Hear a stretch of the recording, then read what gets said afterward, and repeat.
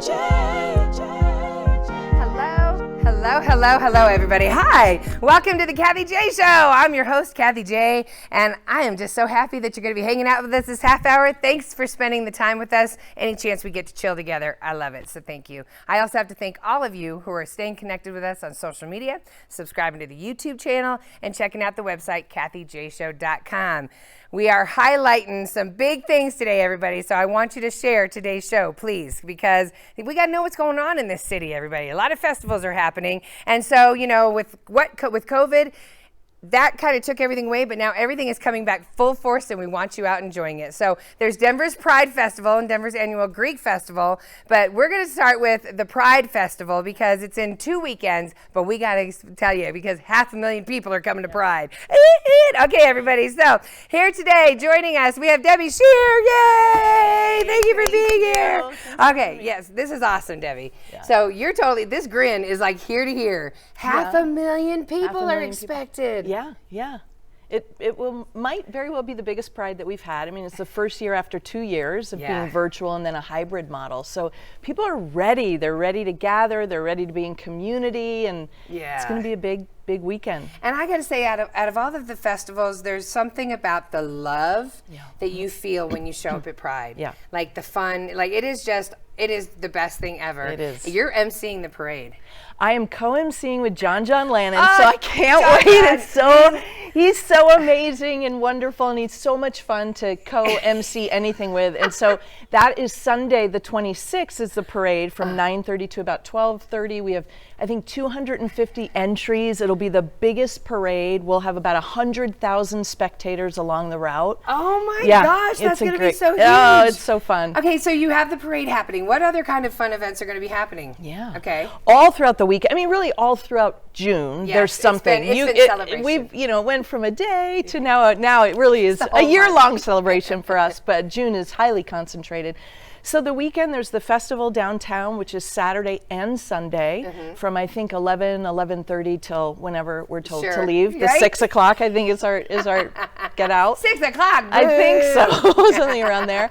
And it's just going to be wild. Like I said, 500,000 people will probably be coming through on both days. So and there's something new that you're doing this year, which is really cool. It's the sober space. Yes. Yeah, that's so cool. I'm so excited. This will be the first year in PrideFest history that we're offering an 18 and older sober space, which is so important because our community is diverse, and we have a lot of people who choose sobriety in our community. Right. And I'll only speak for myself, but it doesn't feel good to be an afterthought, right? When you go to a bar and you want something to drink, and here's your soda water with lime. So this year, we've created a space. We'll have an alcohol-free bar.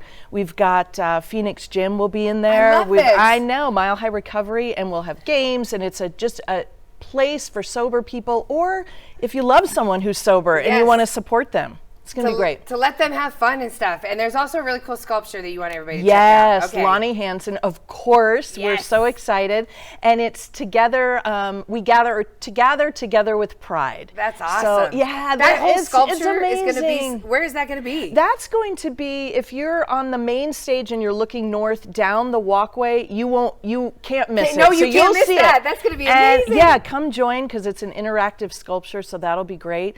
And then we're also going to have a space for LGBTQ service members, right, who have served during Don't Ask, Don't Tell, and who are still serving. We're going to offer up a space to thank them for their service. So you got everything covered, Debbie. Yay! So everybody, just bring your smiles and come down and enjoy the party. It's going to be happening next weekend, everybody. Yes. Not this weekend. Just go to denverpride.org to get more information. Thank you so much, Debbie. I love you so much. Kathie J.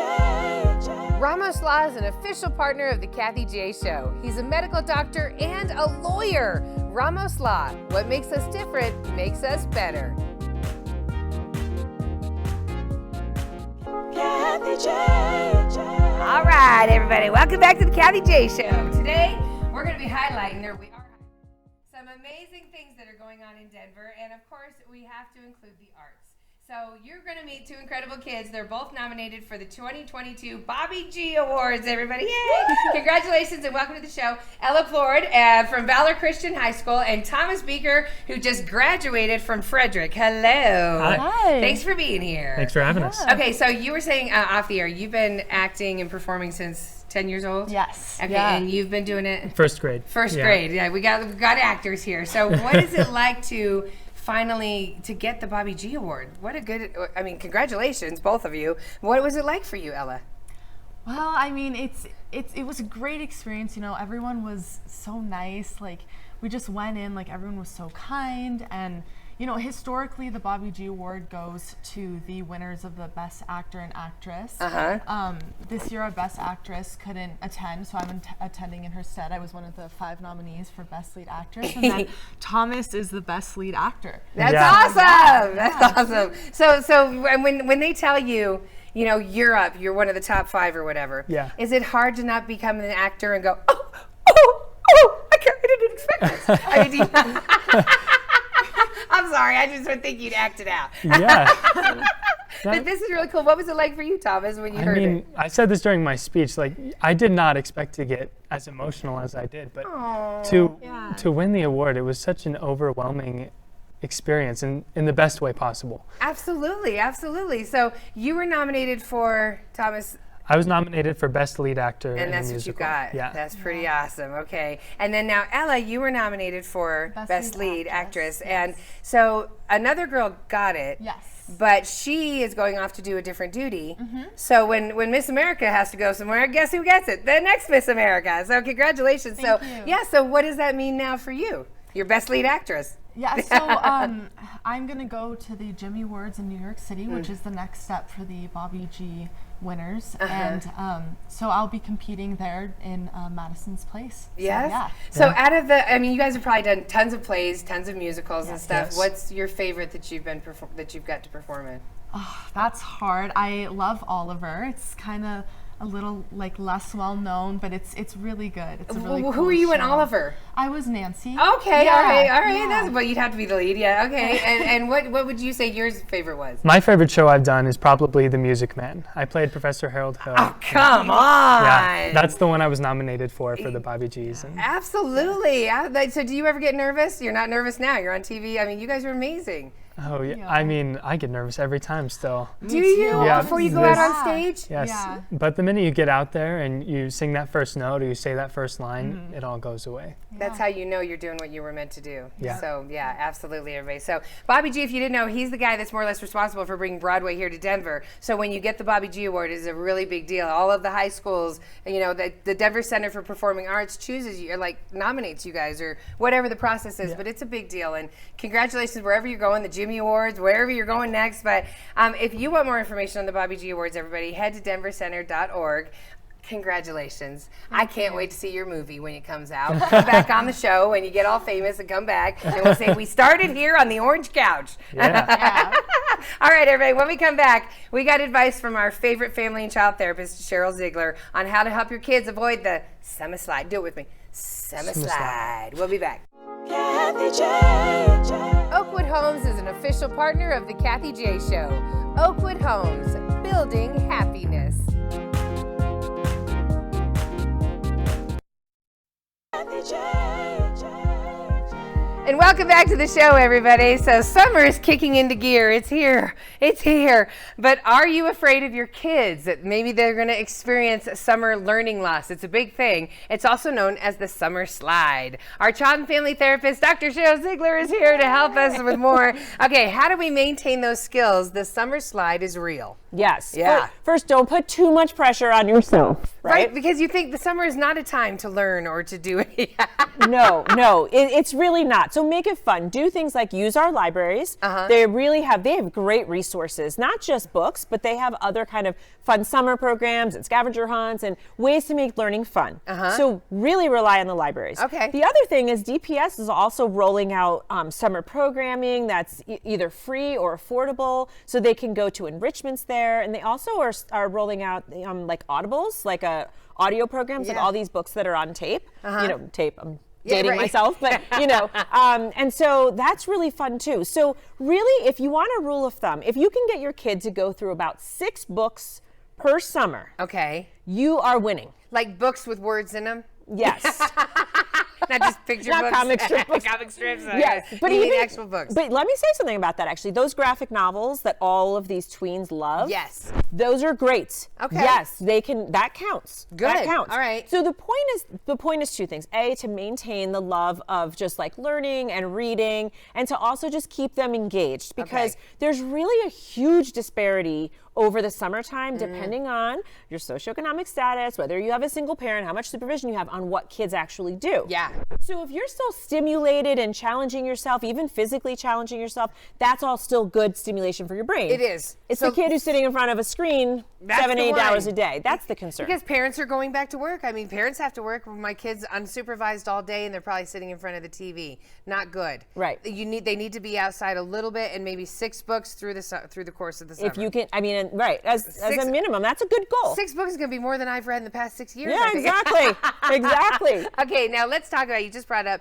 low-income kids. Yes. Because they really need something. They need something to do. Okay. Yes. So there's things that communities offer. Yeah, there are. So in those, sometimes they send them home even through GPS, but just even small picture books, graphic novels. If they love to read, great, get them those books. But it's really important that they stay engaged in reading. And It is, honestly, okay. yes, even magazines. That works. Yeah, so if you've It's been, words. yes, like, I don't know, some people maybe haven't been to a library, one of our libraries recently. Yes. But when you go in to the Denver Public Library system is actually really, really wonderful. Right. And they have, first of all, they do have computers set up, so it's attractive for kids to go there. But they also have lots of magazines.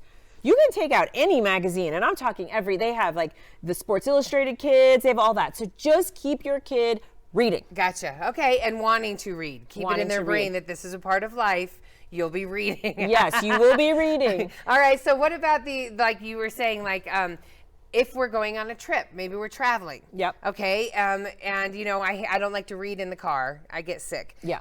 Audiobooks and stuff. Is still something that is making their brain go. Yes, actually, yeah. And I've actually I've probably asked 3 different teachers and the principal of my kid's school, are you really good with audiobooks? Is that still good for them? Yes, it's still mentally stimulating. It's still creative. They're still having to imagine things. They're following a plot. True. So it's all really good. And the other thing you can do, I'm focusing a lot on reading, because that's where we see the slide the most. It is in the reading. It is in the reading, but math can be fun. No way. I know. Stop it. I know How? it can be. How? So you can have flashcards. Okay. You can play little fun math games. When you're just out with your kid, you can say, oh, that costs $2.80. I have a $5 bill. How much should she give me back? Yes. Right? And you make it light. It's not intense. Like, get it right. It's just Right, sort of right. like, what do you think I should do? So I have a 5 and 3 bills. What would be best to give them? So depending on the ages, right? And mostly people focus on Summer Slide usually with elementary and middle school age kids. Those are great ways to just keep math alive. Okay, my husband every morning he wakes up and asks my daughter. He gives her math questions every morning. I'm That's like, so fun. Lucky for you, kid. Does she think it's fun? She doesn't think it's fun, but she answers. She Yeah. doesn't complain. Yeah. So her brain starts firing out and starts working. Right. All right. So is there a different age group over other age groups where we retain more or we lose more faster or anything like that with our brains? Yeah, I think usually when we look at the Summer Slide, it really is in the elementary school It is. ages. Yes, Okay. because their brains, they're so open to learning, but they also can lose it quickly if you don't maintain it. So Okay. they're developing, right? So the way the brain works is it's called use it or lose it. So if you use it and you keep using it with repetition, great. That's how you set the foundation. But if you use it, but then you don't keep up with that, you really will lose it. It's called pruning. It really is a real process. I think it's kind of for all of us. If you don't It use is it, true. yeah, you'd lose it. Yes. So one more thing I wanted to ask you: the journaling. Yes. Okay, so journaling is so healthy for your mind and for your soul to just get it out. But you say it's also just a way to keep yourself up to date with writing and stuff, right? Yes, journaling. I talk a lot about journaling. People always laugh, like, I know, and you want me to keep a journal. I'm like, I know. And I have all these journals around my house. Some of them you I've really? started and I stopped, yes. So, but in terms of the Summer Slide, it is a great way for two things, to truly write, right? And so you keep yourself mentally engaged in that way. Also to keep in touch with your feelings. Like, remember, we saw it during COVID, when you don't have a teacher or somebody checking in with you every single day, how's everybody doing? And all that, you just don't often make time to even just check in with your mental health. Right? But if you're journaling, you're kind of killing two birds with one stone. You know, you're engaging yourself intellectually and emotionally. Yes. All right. So Dr. Sheryl, so more or less, don't put too much pressure on yourself this summer. Make as it a parent. fun. Make it fun, but make them learn somehow. Yeah, just keep it in your mind. Try to weave it in. All right. We could do that. Avoid the summer slide, everybody. And if you want to connect with Dr. Sheryl Ziegler, she does everything. Child and family therapist, you name it, she's got it. Go to her website, DrSherylZiegler.com. There's more to come when we come back. Thank you so much, Sheryl. We'll be right back. I love her so much. Okay, but first it's time for this week's fun fact from the Colorado Lottery, everybody. Congratulations, Richard and your wife. Did you guys know Richard and his wife were the first ever grand prize winners for Lucky for Life in 2021? They got a grand prize valued at about $5.75 million. Don't forget that Lucky for Life, it's an amazing drawing. Play on, everybody, with the Colorado Lottery.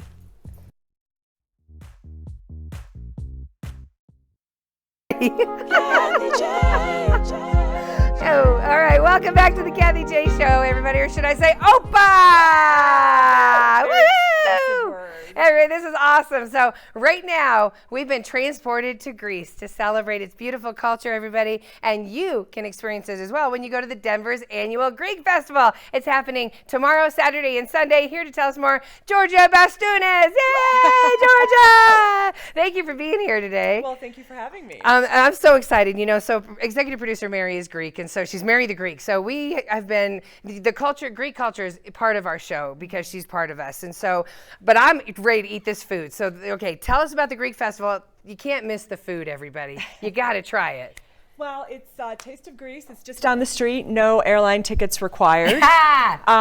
There's amazing food. It's handmade. There's a spanakopita, pastitsio, the gyro. We also have souvlakia, these keftedes. What is this? This is a meatball. Keftedes. It's a meatball. It's in a Greek tomato sauce. There's also calamari, Greek French fries, souvlaki.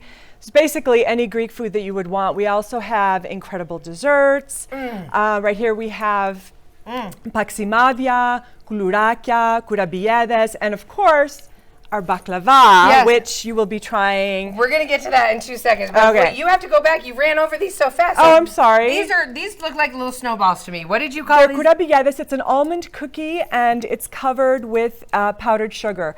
These are amazing. They're amazing. And these are all handmade by the yayades, the grandmothers, and the women who kind of brought the recipes over from Greece. Yes. Which kind of brings me to the cooking demonstrations using this cookbook, which are sort of a compilation from the Philoptochos women's group, it's the Friends of the Poor. It's the Greek Flavors Cookbook. It's a compilation of traditional old world recipes, which they will be demonstrating at the festival. Yes, that's so you will be able to make these at home. Your history is so important in the Greek culture. I just can't get enough of it. I love your love for each other. I love how you all dance together, and I love that you're not scared to put baklava in ice cream.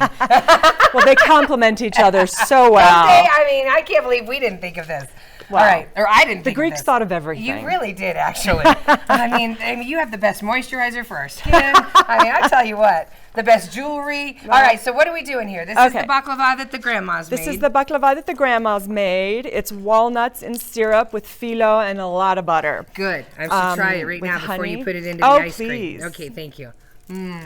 Oh my goodness, it's so sweet and flaky and delicious and okay. There's really very, very few copies or imitations of this. So we've cut up the baklava. Yes. Oh, I'll take that piece of You want to take that? Yeah. Thank you so much. You're welcome. Okay, so we're gonna. Okay, here we go. We're just going to put it in here. Will this be at the event? Like they will have baklava ice cream? They will have baklava ice cream, and it's made exactly like this. So here we go. We're mixing it with the ice cream. Yes, it's that easy. And we're going to put a little drizzle of honey. Oh my heavens to Betsy, heavens to Georgia. Heavens to Aristotle. Yes, heavens to Aristotle. So here we go. Okay, I'm totally going to try it. All right. We go. Of course it's going to be delicious, everybody. Do you recommend it? Worst thing I've ever had. Oh my God, that's amazing. You never think that the flavors are going to complement each other in a different way. That's a great. And yet they do. So Georgia, speaking of complimenting everything, dancing. See? Like, let's not. I mean, you are the dance teacher. For I am the Greek school. I am one of the dance teachers. That's yes. awesome. And so you brought me this cool thing. But there's lots of dancing happening at the Greek festival. You know, there's live performances all day long. There's live music. You can see the dancers there. There are over 100 dancers in the Hellenic Dance Academy. They range in age from 2nd grade all the way through adult. There's a competition group, and there's traditional dances during the day, and at night the high school group actually does a sort of taverna performance. It starts at sunset, and it's almost like being transported into a Greek taverna, like almost like a Greek nightclub. Love that. Modern Greek dances. Sorry. No, I Georgia, can go on and love it. on. But for more information about Denver's 55th annual Greek Festival, go to GreekFestival.com. Real fast, you can go into the church and take tours as well. There are tours in the church where you can learn about the iconography. That's all you have to say. Everyone, have a great day. And remember, GreekFestival.com.